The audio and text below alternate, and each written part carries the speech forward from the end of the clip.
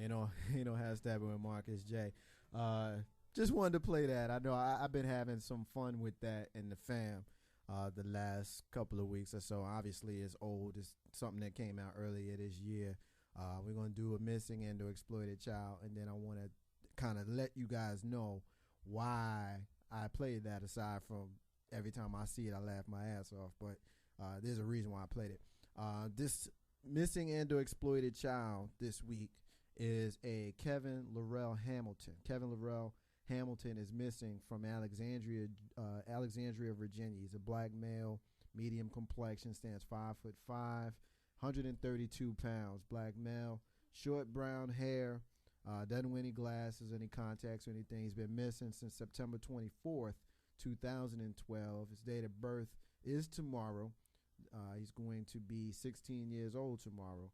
He was last seen in the Alexandria area. He's a possible runaway. He was wearing a red jacket and blue jeans. He's got a tattoo on his neck. If you have seen Kevin Laurel Hamilton, please contact the National Center for Missing and Exploited Children.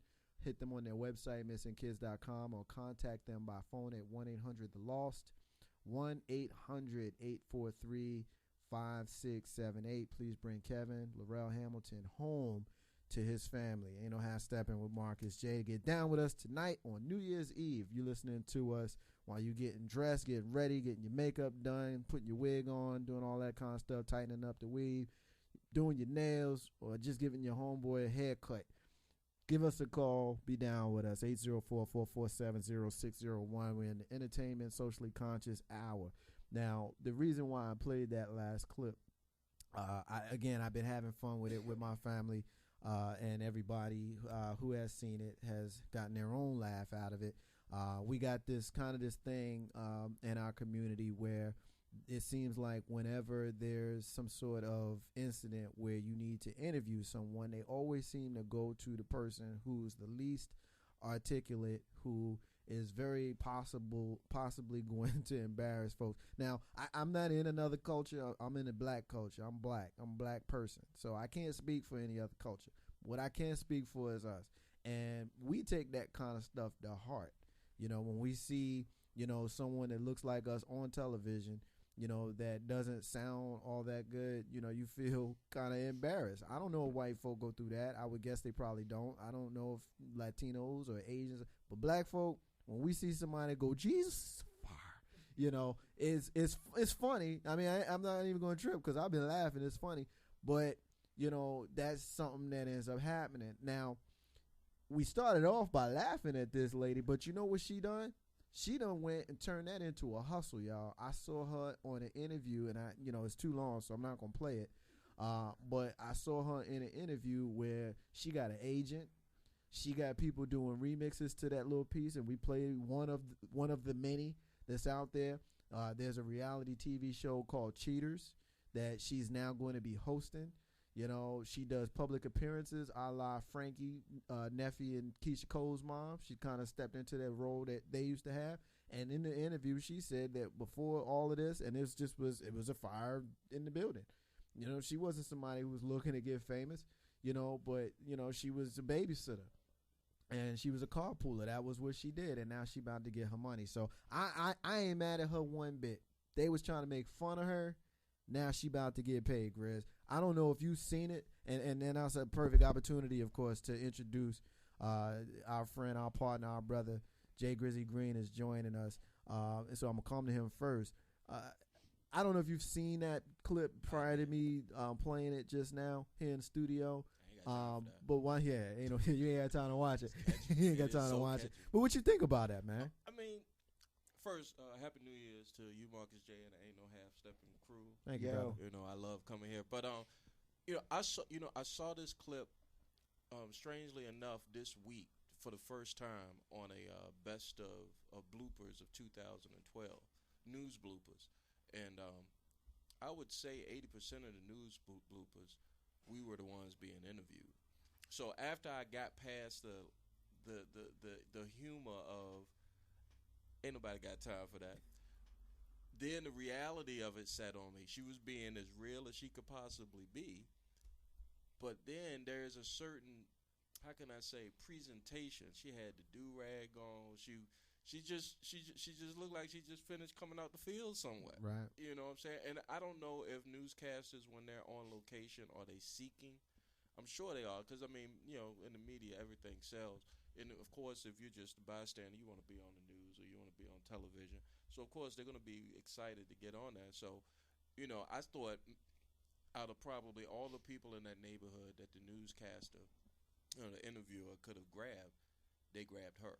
Right. And that's the issue I have. Right. You know, it's like, is this what you want us to see at 6 and 10 and 11 o'clock? Right. Because I'm sure someone in that neighborhood who looks like us could have had a better presentation. Now, what do you think on the comment that I made that our culture, black folk, because, you know, this is how we talk. Right. You know, we say things like, you know, man, I hope that this guy that just killed all these people ain't black. 'Cause this is what we do. Yeah. You know, I don't know if white folk do it. You know, like when we had the DC snipers. Right. You know, I was like, man, I hope they ain't black, and they turn out to be black. You know, anytime you hear stories like that, you know, and I had this debate with one of my white female Republican friends, right. and I know y'all get on me because I always call her out like that. You like know, Republicans. well, I mean, I like this friend, and then like I said before, it's a composite because it's about 3 of them that I have various conversations with, right. And I enjoy the dialogue, and I hope they do as well. And they've never given me the permission to call them out on air, so that's how I will kind of refer to them. I think America knows who they are. until they give me permission to. But when I had a similar post up, and I made the point that I don't like the phrase black on black crime, and we kind of getting off of that, and this is what I want, because I want to kind of lead it into other stuff. Right. But I don't like the phrase black on black crime. Big Rube and I debated this a few months ago when I said that black people kill black people because black people live in black neighborhoods. If black people lived in white neighborhoods and they had a propensity to kill, then there would be black on white crime. White folk kill white folk. Asians kill Asians. Latinos kill Latinos. You kill folk where you at. And so when I hear the phrase black on black crime, it leads me to wonder what the motive is for that to be a phrase that is so pervasive in our culture. Right. And it also makes me wonder why, as you stated, when there's a situation where they could have chosen anybody to speak, they chose someone, no disrespect to Sweet Brown, that's her name, Sweet Brown. No disrespect to her, but, you know, as you mentioned, the presentation. Right. So I just thought that it'd be something, you know, kind of interesting to get in on Big Rube. Had you ever seen the video prior to just now? Yes. And what are your thoughts? Ain't nobody got time for I mean, yeah, pretty much. I was just like, wow. Because normally, you know, people on news things, somebody makes a remix of it. First of all, I didn't know that she had paid people to make remixes of it. Well, she did, and then people was just doing it, and and they paying her. Yeah, but you her know, likeness. Yeah. To be honest with you, I mean, it's a hustle. It's not a sustainable hustle, and I personally don't care. I thought the thing was, when I first heard it, I was like, this is stupid. That's just as bad as a fried chicken song that I don't know if anybody's seen. It's the worst video ever. Carlton You Banks. talking about the Popeyes commercial? Nah, man. I'm offended by the Popeyes. Nah, I'll pull up for you. Yeah, I remember the Popeyes person. Carlton Banks, you got thoughts on this, brother? Well, you know, the guy who, at the time they hired the wife, hired the kids, that guy, I can't remember where they broke. Antoine, yeah. Mm-hmm. You know, it's the same thing. People gonna make money when they can, just like certain sayings. People take the certain sayings people have and make a T-shirt out of it. Yeah. You know, how it wasn't until this year RG3 Hater was something special until RG3 started doing it. So right. you know, it is what it is. What I want to do tonight and what the hell is I want to jump around. Usually on what the hell, you know, we have, you know, 2 or 3 and we spend some time on them. If there's something that draws our attention and we get into a good debate, then we'll stay on it. But I really do want to kind of jump around because there's a lot of stuff that I want to get into. This one is real quick. I'm going to come again to you, Grizzy, on this one first. Yeah. Charles Barkley has never been one to shy away from controversy, and last Thursday night was no exception. Of course, during TNT's halftime show, known as Inside the NBA, Charles Barkley cracked a joke that caused some people to take notice because it had a reference to slavery. Now, when co-host Kenny Smith asked him to name his favorite president, Barkley gave an interesting What comment. I'm curious to know because I don't know. He said, quote, "I love President Obama, but Abe Lincoln is my new favorite president. You know why? Because if it weren't for him, we'd be calling Ernie boss." Oh, Ernie, of course, is his co-host. The host. The host, Ernie Right. Ernie Johnson. Right. Now, when I first heard that, Wow. I thought it was funny. Of course. I thought it was funny. I didn't think nothing of it. But apparently people on Twitter didn't care too much for it. Sensitive. And Big Rube, it started to blow up a little bit. What you think about that? I mean, I don't know if you've heard this before. If it's the first time you heard it, what is your initial impression of something like that, considering the source? Well, if I'd heard it when he said it, I'd probably be laughing because that sounds kind of funny. It sounded funny to me, too. However, the people on Twitter are the most touchy-feely ingrates. And like Twitter, like people who just, oh my God, that's racist. But shut up. I mean, do you walk outside your door every day? I mean, it's out there. Deal with it. I mean, do you just live on your Twitter machine and just like I like to call it, just say the first thing in your head? Because I didn't see it like that. Because unfortunately, he's right. He would be calling Ernie boss, and that's but why I that was joint's going with funny. it. I mean, it actually sounded more like, when I first thought about it, it sounded like Fantasy Island with Tattoo and Ricardo Montalban, Right. and how Tattoo used to call his boss. I mean, because it just sounded funny. Had a boss. I mean, Yeah. we get the connotation with what Barkley is saying, and me coming from the comedy field, I always learned that there is not just a hint of truth in humor.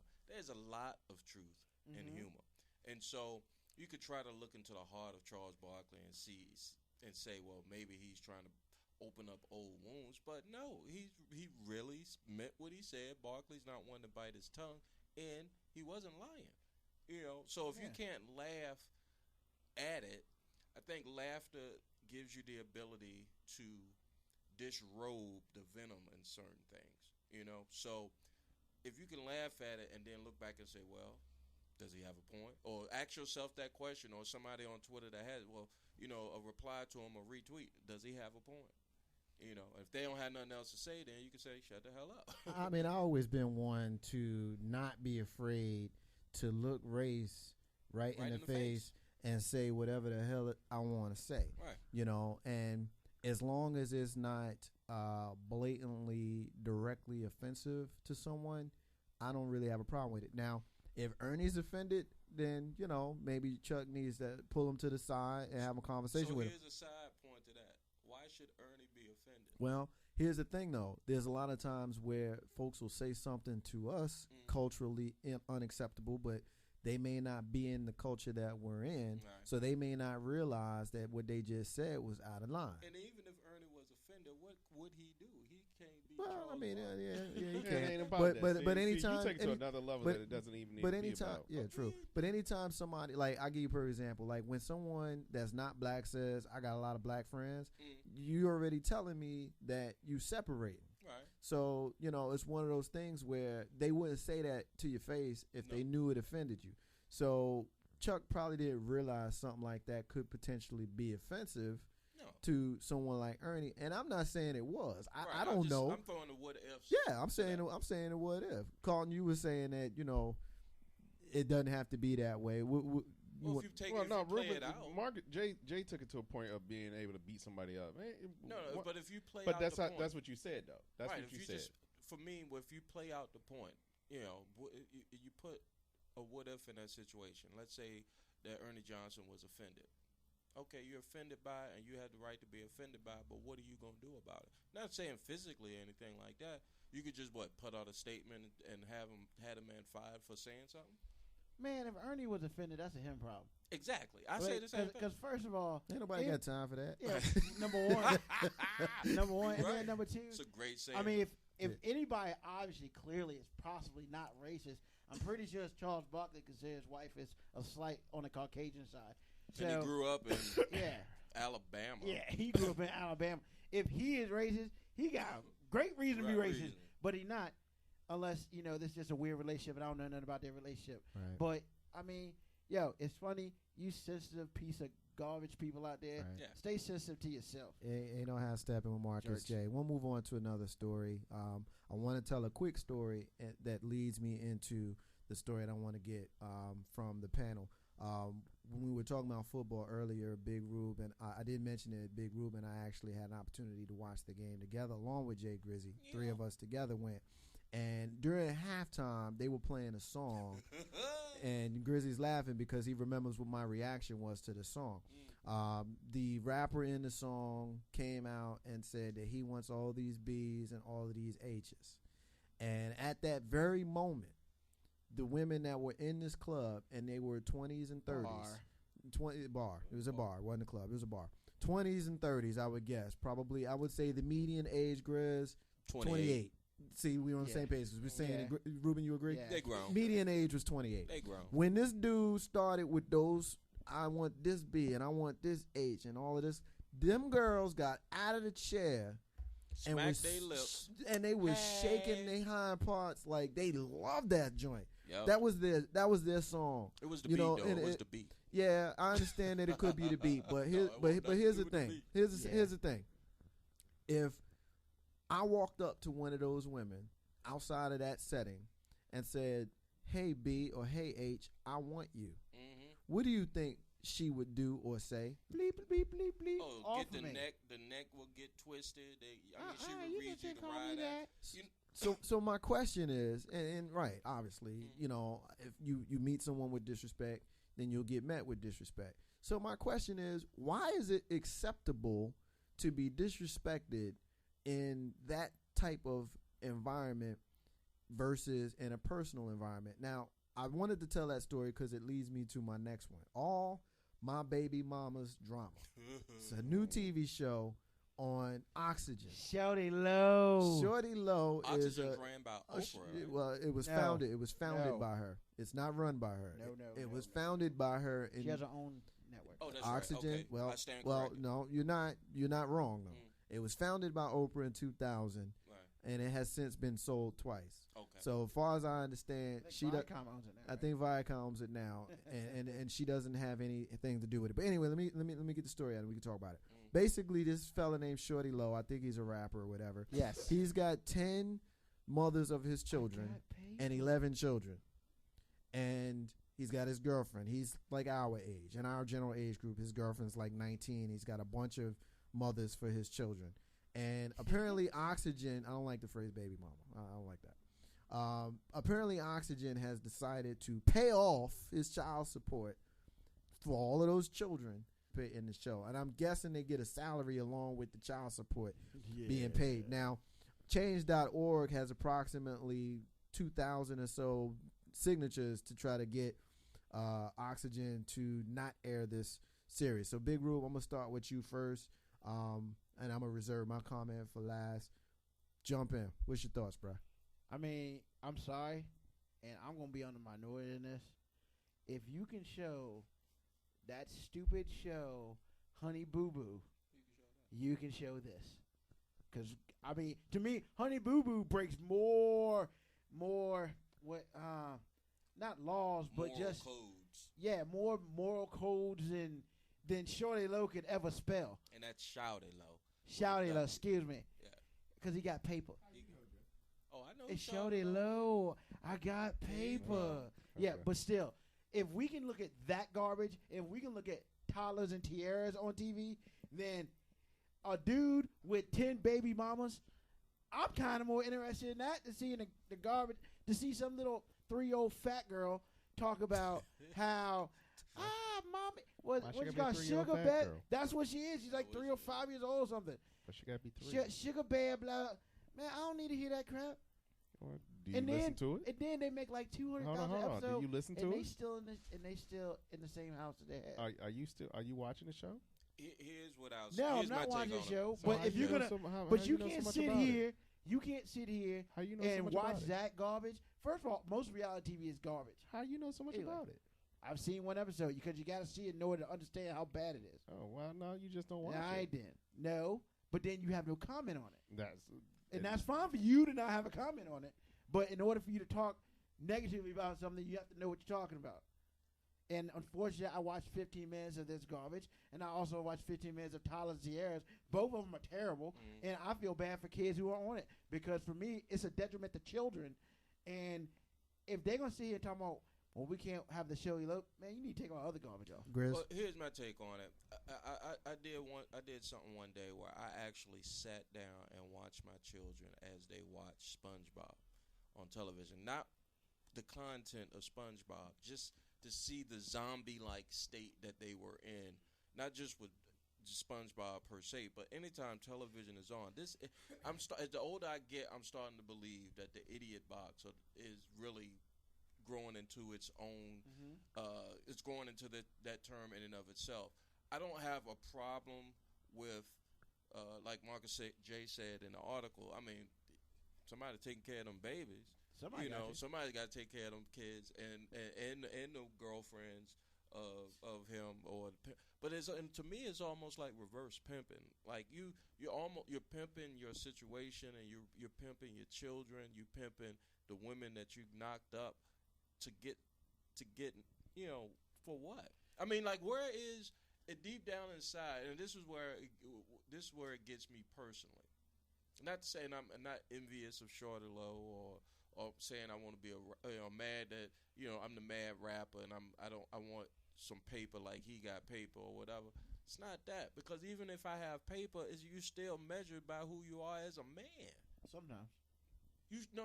All the time, you measured by who you are on your own 2 feet. But that's that's a trade off. You make a deal with the devil, you give away your own personal, soul. Right, and that's the issue I have. It's like, all right, if you're gonna be pretty much. Okay, let me ask you this. Why do we still have Maury Povich on TV? People watching it. Why? Because I ain't the daddy. Why? Dummies are watching. I mean, people watching. Okay, but why? Why do we have every episode is the same? Every episode is the same. I see what you're saying. Yeah. Well, because people watch it. Obviously, it's it's something out there that drawn people's attention. Now, before you got into all these reality TV shows, you had Jerry Springer and you had Maury. Yeah, now, if you went on one of those two shows, what was going to happen? Somebody going to get to fighting. Right? Yeah. Somebody going to show a teddy. Hey. I can say that, right? Yeah. No. No, you can't say it. Quarter. Give me a quarter. And I mean, so what's the beef about this guy trying to make himself $1? You had Bobby and Whitney. You watched them. You had the Kardashians. You watched them. You have all these reality shows, but the original reality show was Jerry Springer and Maury Povich, and they still on TV. My issue is not the fact that they're trying to make $1. My issue is the fact that there are people who feel like just because they sign their name on something, they can get stuff taken off TV. I mean, if you're gonna get it taken off TV, that's what they're doing. They sign a petition so for them not to put it on oxygen. I'm not opposed to that. But see, you can't have it both ways. You can't get rid of what you don't want to get rid of. Yet you listen to this other drivel. Well, the way they can get it off of oxygen is just by not watching it. You don't need a petition for that. But that's never going to happen because people watch it. Right. But I mean, here's the issue I got with the Shorty Low situation. It's nothing. We're not knocking them for getting paper. We're not knocking them for trying to take care of. How many kids you got, Marcus J? 11. 11. Trying to take care of 11 kids. The issue is that it's on Front Street. The way I was raised, you don't put your business out on Front Street. All right, let me get in because I said that I would wait until I kind of had an opportunity to.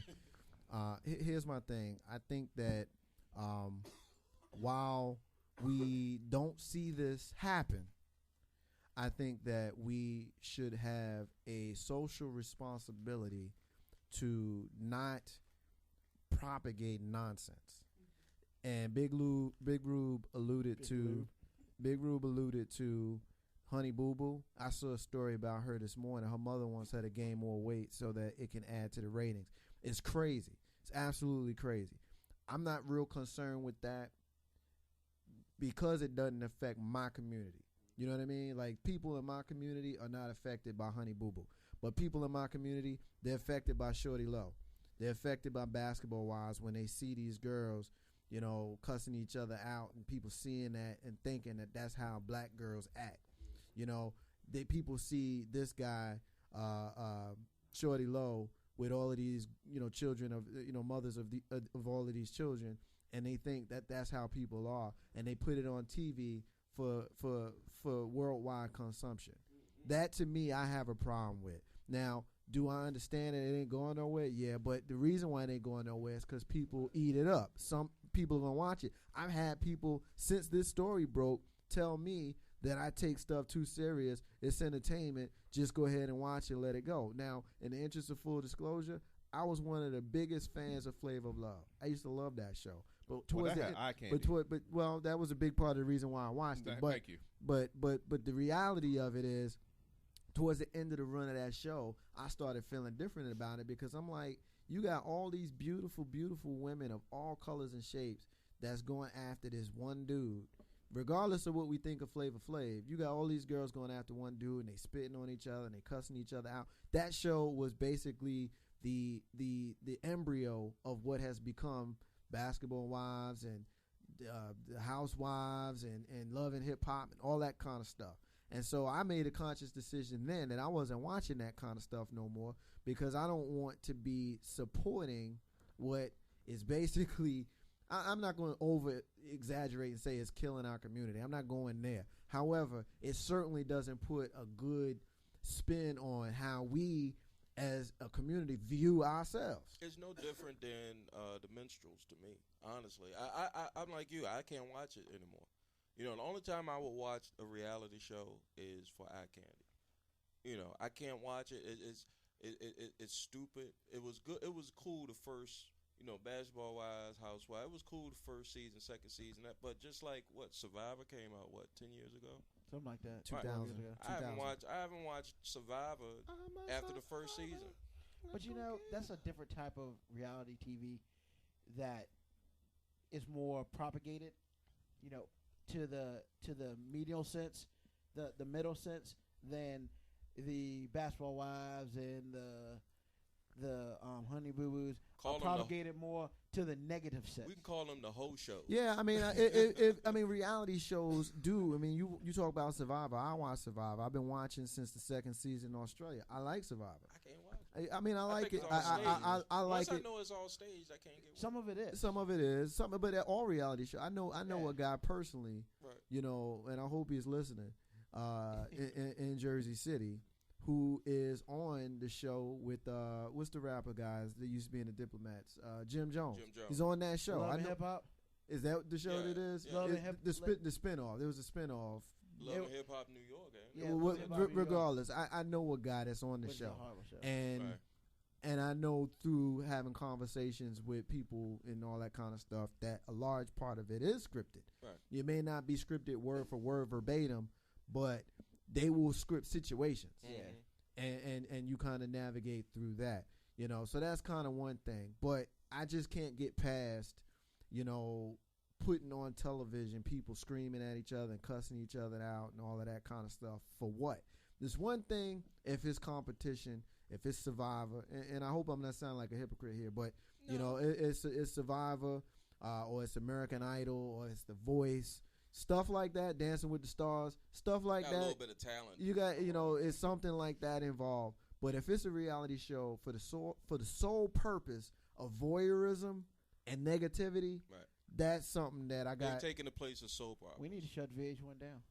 Yeah, I got. If you take that away from VH1, they would go down. Hakeem is hitting us up. It's the same old exploitation, just rehashing and instilling in the minds that black people, no matter how much money they have or who they are, will always be plagued by the same social and cultural pathologies.